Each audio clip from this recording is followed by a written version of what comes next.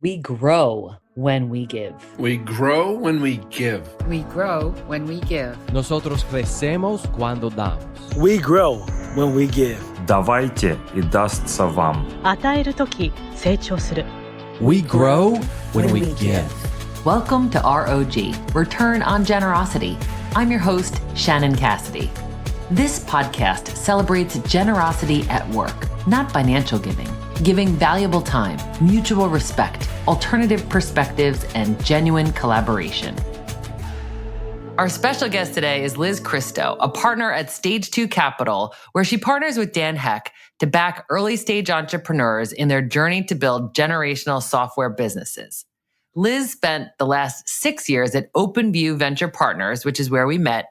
She joined OpenView in 2016 to lead the expansion platform and build out the post-investment consulting team, was elevated to partner, and joined the investment committee in 2017, and ultimately led the investment team with a focus on developing the systems, processes, and team to identify the best expansion stage software deals.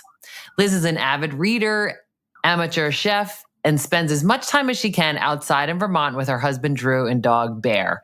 What I appreciate most about you, Liz, is your authenticity. You are genuine and encourage others to be the same. Welcome to R.O.G. Thanks, Shannon. It's awesome to be here. Yes, it's awesome to have you here, long awaited.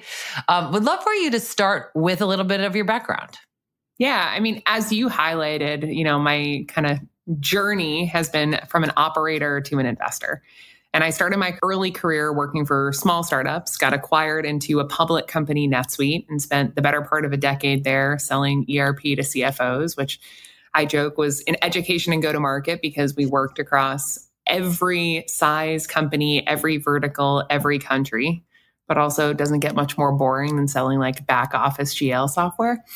Loved what I was doing there. Got to work on a whole bunch of different parts of go-to-market over the course of that time. And when I left, I ended up joining OpenView Venture Partners and took my first step into the venture capital world. And we highlighted a little bit of this, but my journey has really been first with supporting portfolio companies post-investment and then making the jump to the investment side more recently. And today, I work with a handful of companies in our portfolio, partnering with Dan Heck specifically. And we work in a pod. So we have 2 partners that work on every deal. We source together, we do our investment diligence together, we make investments together, and then we support that portfolio of companies together. And I get to work with a whole bunch of really amazing entrepreneurs and founding teams and CEOs and helping them on their journey to build, large and successful businesses. That's amazing. I love it. And a link to your website will be in the show notes, and I encourage everybody to check that out. But a couple of acronyms that you shared that our listeners might not be familiar with, ERP and GL. Yeah. So financial software, enterprise resource planning, and general ledger. It's back office finance software. Every company in the world has finances. So it's like the definition of a horizontal product. Yeah, absolutely perfect. So you're a very generous leader. That's the reason why I wanted to invite you to the show and hear more of your thought leadership. You always look for opportunities for people to grow. You're very committed to the culture that you work in, even just the way that you're talking about your partnership with Drew and how you collaborate. You make great connections with people. So I think you're in the right role, a great utility of your strengths. But curious to get your thoughts on where do you see generosity at work? Yeah, I mean, I see a ton of it. I think, as I was thinking about the big themes here and what generosity looks like for me and to me at this point in my career, a lot of it comes back to time and how we think about the giving of our time. And in the role that I'm in now at Stage 2, we have this really interesting model where we have a network of limited partners. So people who invest in our funds and thereby invest in our portfolio companies and are part of like the broader Stage 2 umbrella. And that is this group of hundreds of really some of the busiest, most accomplished, sought after leaders in the software industry who have so many asks on their time. And it's always incredible to me to watch how when something comes up and an ask from one of our portfolio companies, they can drop everything and move incredibly quickly to actually help.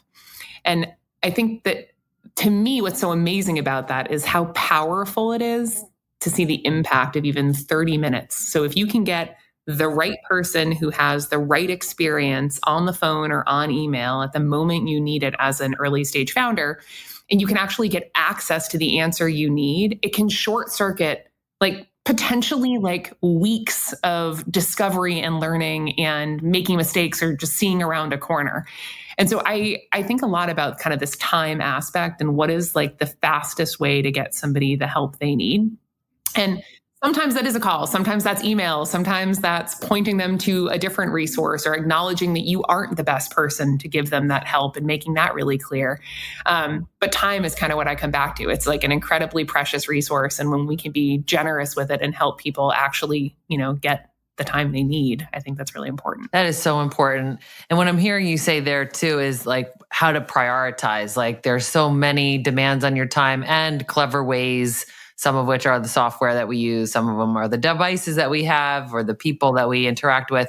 So what advice do you have, or where have you seen prioritization as a way to invest your time wisely? I'm going to like lean back on like my own journey with this because I feel like it's the thing that I can speak to most clearly.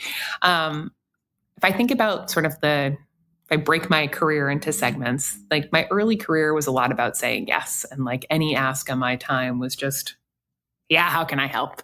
And that, whether that was my boss, my peers, people that worked for me, people trying to break into the software industry, it was just, the answer was always yes.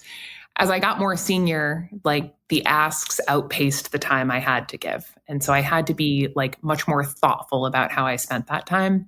And so I started by building a hierarchy and thinking about what are my most important goals? What am I trying to accomplish? And like, where do certain blocks of time fall within that? And so, I first and foremost have a set of portfolio companies and founders who I have invested in and who I have like made commitments to. And that's going to come first. And then there is, my partners in my firm and the group of people that I work with every day. And then there is our LPs and our network. Then there is this whole world of individuals that reaches out to you and wants time. And the answer is just, you can't do all of those things well. And so I started by thinking about sort of time blocking and how much time could I dedicate and give to different like constituencies in any given period. And so I'm constantly iterating on this and thinking about it. But one of the things I'm trying right now is blocking a couple hours every week on my calendar for those, I don't know, I kind of call them the random outreach.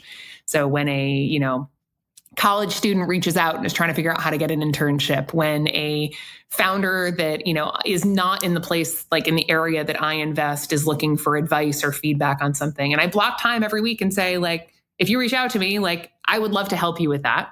And to my earlier point, maybe I'm not the best person and I can make an intro. Great, even easier. But I only have this like small window every week. And so it might be that can't talk to you for 3 weeks and like, here's my calendar and like, let's make it happen then. But trying to be both respectful of the person asking for time as well as respectful of like my own needs and where things fall in my own prioritization scale has really helped. And then I think, kind of coming back to this concept of like, cut to the chase of just like, what is the thing that they need? I am trying to think more and more about like, how do I do things scalably and not just with a phone call?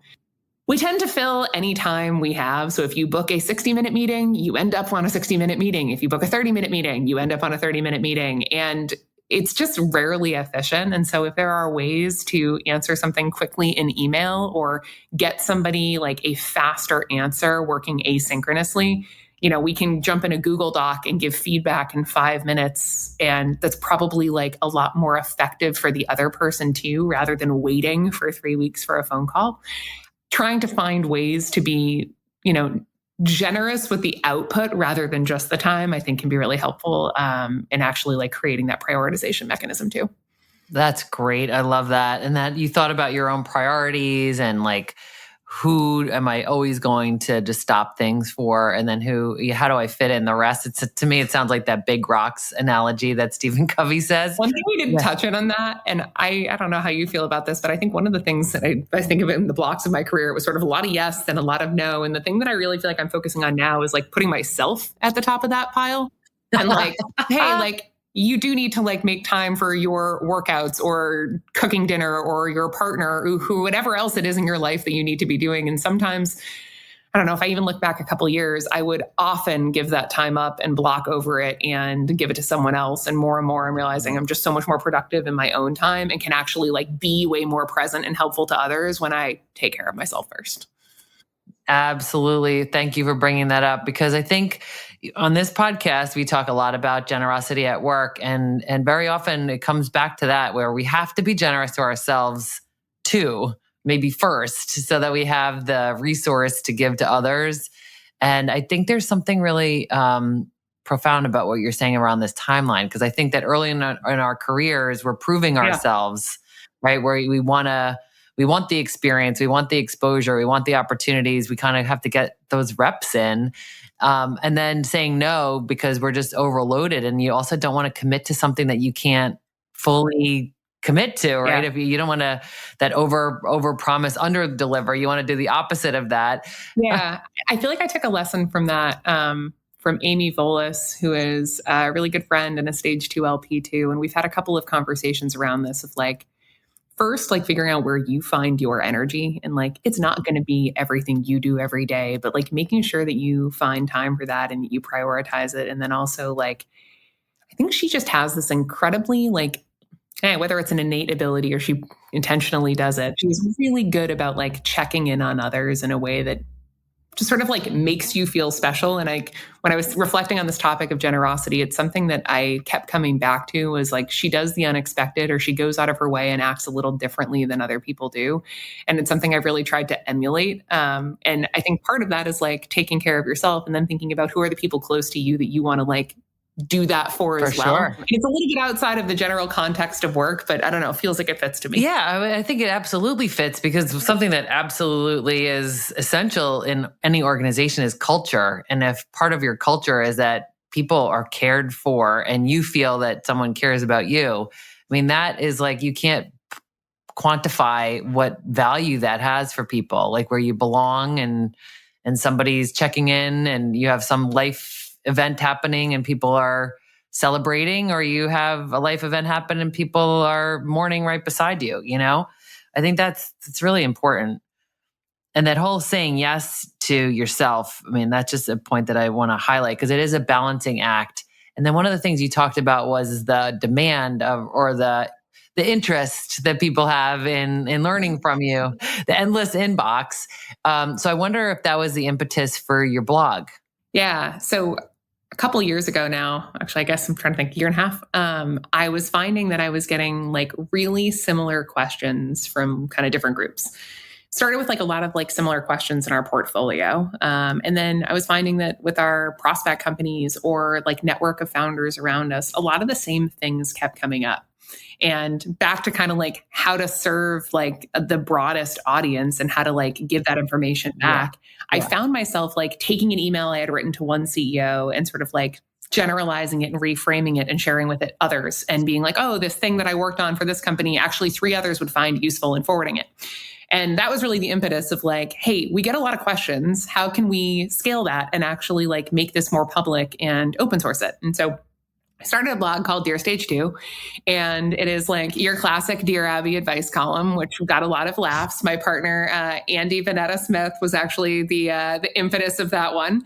And it was like, hey, take the questions you're getting, anonymize them. We have a form on our website. We'll take any question that comes in and commit to answering it. And we try to keep it, I try to keep it like really actionable and tight. Like you can read the article in sub 3 minutes. And what I do is actually go out to our community around us. So this group of LPs I mentioned, or just folks, you know, I know in my network, and make sure that the advice is coming from somebody who is an expert, who is a practitioner, who is doing this today.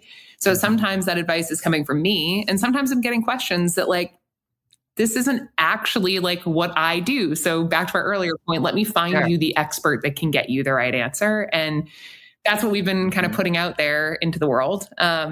And then I think, you know, the second piece of that is really like taking some of the frameworks that we've developed at Stage 2, and we've created a resource library. And, you know, that to us is sort of another way to like give back to the startup community. You know, the portfolio of companies that we invest in and that works with us is working hand in hand to kind of put those things into action. But we've tried to create a library and allow anybody who wants to tap into those resources to help build the early days of their company and, refine their go-to-market and learn from this incredible group of LPs and partners. For sure. And I mean, what would be the return on generosity in that scenario? That sounds like a very generous thing to open source and make these nuggets available. I mean, how might that reciprocally give you some kind of benefit? I think a lot of different ways. And if I go like macro first, a lot of the mistakes we see in building go-to-market in an early stage company tend to lead to overhiring, not setting people up for success, which generally leads to rifts or firing. And so I think there is this macro element that if we can help companies set up stronger foundational go-to-market motion and set up some of their leading indicators and help them understand when they should be hiring and pace that hiring more effectively, there is this just macro view of can we actually be more effective with our employees? Can we be running more efficient businesses, not having massive layoffs? But tangibly, what that looks like for us is we get to talk to founders from an investment standpoint where they're speaking our language already. It's easier for us to evaluate a company who has already read a lot of our content and is tracking some of the product usage metrics or, preparing financials in a way that makes sense to us or helping us understand their pipeline. So there's a selfish aspect of it is easier for us to evaluate a company and all be speaking the same language. And then there's sort of this macro, let's all get better at building companies. Absolutely. And it's almost pre-work for people that you might be working with in the future. And one of the ones that I downloaded was The Science of Scaling, which is so interesting. And your blog is so interesting. A lot of it I don't understand, to be honest with you, Liz, but I'm sure that your founders do. And I think it's just remarkable that you found a way to multiply yourself and to respond to the needs and the requests that you're getting rather than just ignoring people or, putting them in a long queue that they may never hear back from anyone. You're giving them resources, and that's just massively helpful. We're trying something new right now too. It hasn't been released, and I'm probably going to get yelled at for saying this, but we're releasing a chat stage too. And so we're building our own GPT and saying we've got all these resources. Can you interact with it in a chat interface? And so we are soon to release that. And again, thinking about scale, there is one aspect of this that is hey, we've put all these things out there, go find it yourself. But if there is a way to say, hey, I'm looking for X, and have that served to you to actually distribute it. That is so on brand with stage 2, right? Use technology to scale yourself. Exactly. So brilliant. So a lot of these founders that you work with and support are competing with large companies and they're trying to get top talent and retain them. What are some of the ways in which you're helping these businesses that you're in your portfolio to manage that competition? Yeah. Well, it's funny. I think putting that in the context of generosity first, we can come back to some of the other ways. I'm watching a trend right now happen where I think there is just this expectation around what culture looks like. And it's been set as a tone from some of the larger companies that leads to this exceptional set of perks and unlimited vacation. And we are just bending over backwards for our employees in a lot of ways. And I think part of that is good, but it creates a pretty tough environment for a startup where often people are asked to work longer hours, take on a little bit more in their role. And I think founders are struggling with how to create balance there. We want to be generous to our employees. We want to create an inclusive culture that allows people from different backgrounds, different experience, different home lives, different asks on their own time to not only participate, but thrive in their environment. And so, one of the things I'm watching is this balancing act of how do we do that? How are we actually generous to our employees? And, that comes in a lot of different forms. That can be funding a longer parental leave. That can be creating a flexible reentry from that parental leave. That can be mental health days. It can be just open lines of communication with different levels of leadership. I think a lot of it stems from vulnerability and allowing people to figure out specifically what do they need versus these blanket perks and benefits. So I've thought a lot about how that balances with also the drive of like, we are trying to build a big company. And it's not easy. It is very hard to say we want everyone to have work-life balance and to put themselves first, but also like show up when we need you. And I think there is just a tone that needs to get created. And we're spending a lot of time with founders talking through that of how does culture need to evolve at different stages? And I want to be really clear, there is not a right answer here. I am trying to give examples of what I see founders doing really well and in creating that balance and in creating a culture that allows people to actually bring their whole selves to work, to be authentic, to your point, to, be really clear in what they need and to try to find some of that. I don't know if balance is a good word, but to try to find a like workable middle. Yeah, absolutely. And it also sounds to me like these founders that you're thinking of who are experimenting or, intentionally trying to create a culture where people belong and can bring their best selves to work, that they are also making that congruent with the values or the kind of brand that they're building, right? That it's intentional. It's not just like some random perk that might sound good on an application, but it's like something that's relevant to how they operate their business. Absolutely. This concept of having like a very clear set of values that defines your culture. We have a portfolio company, Cable, who's done a really nice job of designing what they call their operating system. And it is effectively a set of values, but they've gone a step further and they've defined like, what does it look like in practice? And more importantly, what is it not?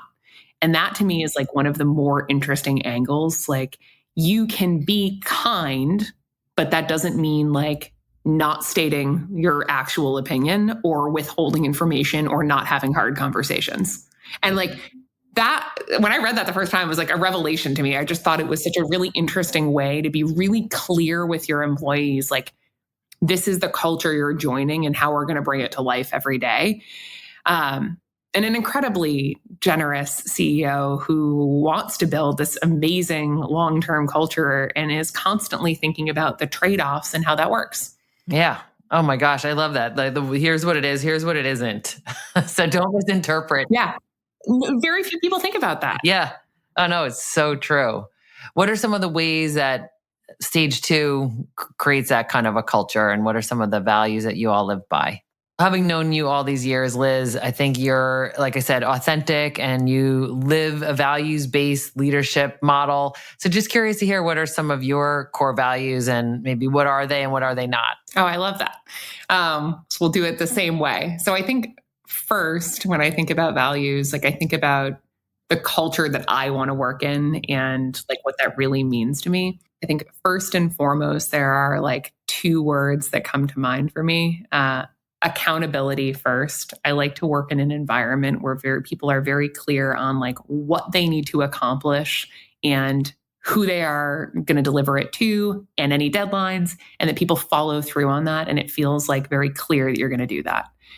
Second is autonomy. And I think once you have clarity on this first point around accountability, and we all know what we're running towards and we're aligned, maybe that's my third A, the ability to go operate and get it done. I think particularly in like the remote world, a lot of us have been working in over the last few years, there's been a lot of like micromanagement popping up in various different ways, and being in an environment that allows me to execute on whatever way gets me to that end goal in the way that's most, real for me, I think is really important.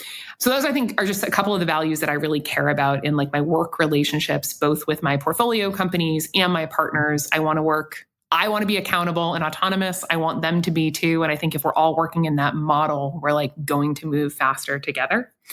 And then when I think about like some of the other things that are just important to me personally, and that I think I've learned about myself over the years, you actually hit the nail on the head when we opened this, which is just being authentic. I want to be able to bring my full self to work. I think I spent a lot of years not doing that, or, not, showing exactly who I am. And hey, like the reality is I'm kind of goofy and like I tend to share more personal information than most people do. And like, I'm okay with that.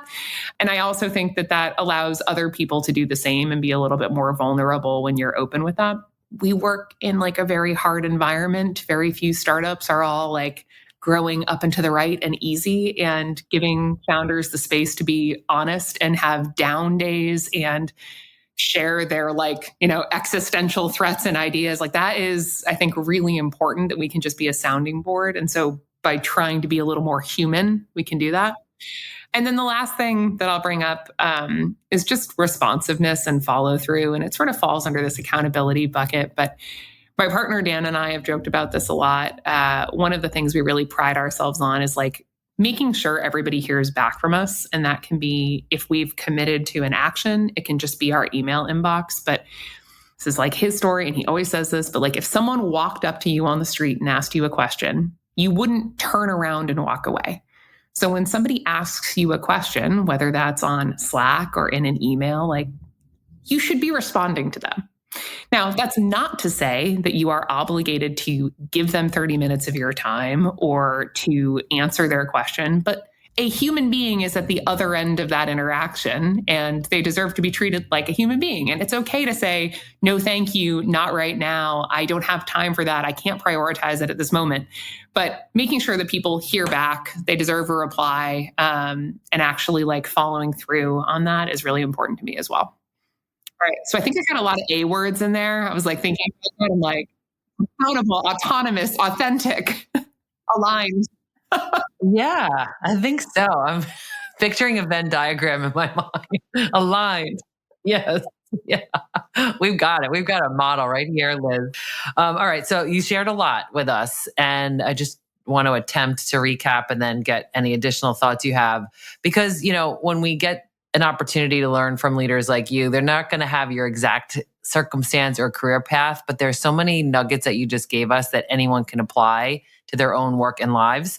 So we want to think about time, the treasure of time, and how are we investing that treasure? So through prioritization and saying no, where are our boundaries, right? And you talked about being generous with your time and being boundaried. And within that, you talked about how to be generous to ourselves. What is the self-care and the nurture that would be helpful for us? So, what are my priorities, and where do I want to invest my time? And then blocking the hours. That was a really key takeaway here, is how can we block that time so that we have time to respond or whatever it is that we have prioritized. And then you talked about with the perks, how when we're thinking about the culture that we're creating and what is the value of working here? How are we attracting talent and retaining talent? What are some of the things that would be meaningful to the people here? Is it parental leave? Is it some kind of mental health opportunity? Is there other perks or things that would be valuable to set that cultural tone? And then with values, the clarity of what are our values? What does that mean to us? And then what is it not? If we flip it around and we say, I don't mean, for you, when you say accountability, you're not saying I should be accountable for everybody else's responsibilities. You're saying absolutely not. Absolutely not. Right. But for some, it's no, what we said, it's no, we have to be clear. Here's what we're doing. Here's what we're not. Right. And with autonomy, I'm sure that means that you want independence and freedom, but you don't want to be off on an island. Right. So I think just clarifying, what are we talking about here? And what would be the example of what it is in the inverse is really helpful for us. And then really just how are we investing our time, talent, and energy? What else would you add to that? Yeah, I guess one final thing that we haven't really touched on in this concept of time is I think you have to give without the expectation of return. And so even within this prioritization framework, you can be pointing your time in the right direction, but it is not a give and take. And so much of what is asked of you or where you choose to give should be done without any expectations. And it may be, to your point, that pays back. There is some reciprocity, and there certainly will be over time. And it's amazing to me to see some of the relationships that have developed because of that. But I don't know, I'm thinking of examples. If I look back at some of the early hires I made in my career, there is a set of people that continues to reach out. We only talk probably once every 3 or 4 years as they're looking for a new job. But every time I get the text of I want to talk through something with you, I realized like that's a person that for, whatever reason, we connected in a way that made them like value the opinion I can give. Those people over time have referred me candidates, have sent me deals, have been there when I needed them. And this is not some huge investment of time. It's something I want to do because that person is important to me. But it's just a really interesting give and take that has happened naturally without me. I don't get the text and think, okay, well, what are you going to do for me this month?